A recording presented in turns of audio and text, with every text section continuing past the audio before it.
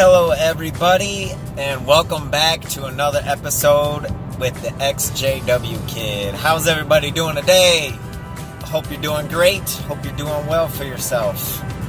Okay, today's episode, I want to talk a little bit about how the governing body wants you to be poor and Jehovah / them to be rich. You don't want to miss it, so stick around.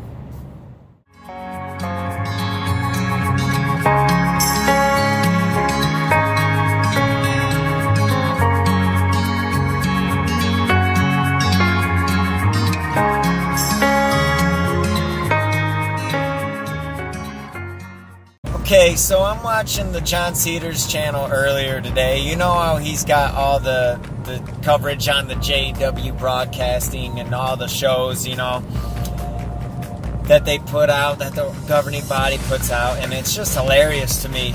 I mean, this is with Stephen Lett, you know what I mean? It's just freaking hilarious to think, you know, because they didn't have that when I was the Jehovah's Witness, and to think that the governing body displays themselves like that, and that you can't see through the manipulation and the obvious, like, you know, nudging you this way, pulling you back that way, like they're just treating you like a little puppet. Like watching from the outside, I can see if you're indoctrinated and you're, you know, going every week and you kind of just stay in your rhythm of being numb in the mind because of repetition. You can really just see how blatant he is, especially, I mean, all of them, but man, Stephen Lett is just so funny. We warmly welcome you, brothers and sisters. Why does he always shake his head no? That dude is always shaking his head no, man. That dude is funny. He's just so obvious with it. So he's always like making these little nudges, these little hints that, you know, it's okay to be poor as long as you're given to Jehovah.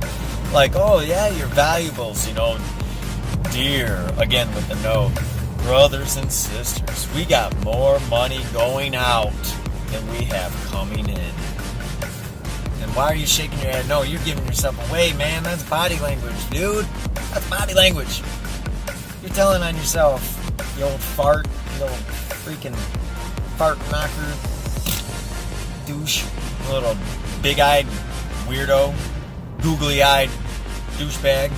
He's always trying to nudge you and say, oh, you know, he's telling this story about why would this young brother want to go buy a new fancy car when it's just gonna rust and be worth nothing, you know, instead of giving to Jehovah's organization. It's like, because that dude worked for that car, and everybody's entitled for a nice car, especially, like, you're trying to get them to rack up the miles with field service all the time, but you want them to drive around beaters and stuff so that the governing body can invest more into their crooked-ass stocks. If you're watching this as a current witness, your money is going to some really messed up places. It's going into corporate stocks, it's going into real estate, it's going into paying off lawyer fees, the lawsuits that they're losing right now, they have to pay all that stuff out. So, yeah, your money's not going towards anything good. So don't feel guilty if you want to drive a nice car, or if you want to have a nice house, if you work for it and stuff. Being discouraged from school and doing anything that you want to do is bad enough with their controlling nature. You at least can control your own money.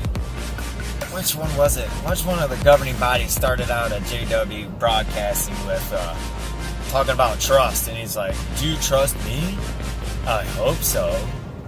You might as well have been like, do you remember that big old steamy pile of dog shit that was lit on fire on your porch the other day? I hope you don't think it was me. Man, that was you. That look that you did, was that you telling me that you were doing that? What? Is that? Come on, man. So that kind of wraps up my video today. I just thought it was just so awful, the money grab. And I was telling here's a quick little personal part. I was talking to my aunt. She heard wind that I was talking bad about the witnesses to my dad. I'll try to tell him about what was going on, and because he's still blind. He's not in it, but he's still blind to what the organization is. So I was trying to give him some inside info, and he didn't want to hear it. So then he tells my aunt, and then my aunt, of course, she doesn't shun or anything. She's very loving. She's a great lady. But she comes back with a phone call, and just to reassure me, like, it's the first thing out of her mouth. I've been a member for 35 years. I think I would know if it's a cult or not. It's not a cult. And I'm like, oh, gee, like I did one of these numbers, And she says, and they don't ask for any money. And I'm thinking, woman, I just watched the governing body members panhandling for money. Just the governing body just begging for money. Like, on their broadcasting, like, that everybody sees, that every witness sees. And, man, it's like, yes, they do. Are you that blind that you can't see that? Like, they're telling you to your face, like, hey, pay up. We need that money. And then my cousin said the same thing that they said in the video, just repeated it back to me. Well, actually, more money is going out than coming in. Like, oh, who told you that? The governing body? The witnesses? Oh, man. Yeah, so if you're in there, don't be giving them the money. I don't know why they want. I know why they want you to be poor, because it goes to them. That's why. So anyways, have a good day. Take care, everybody. I'll see you in the next video. Please hit that like and subscribe. So you guys have a good one. Take care.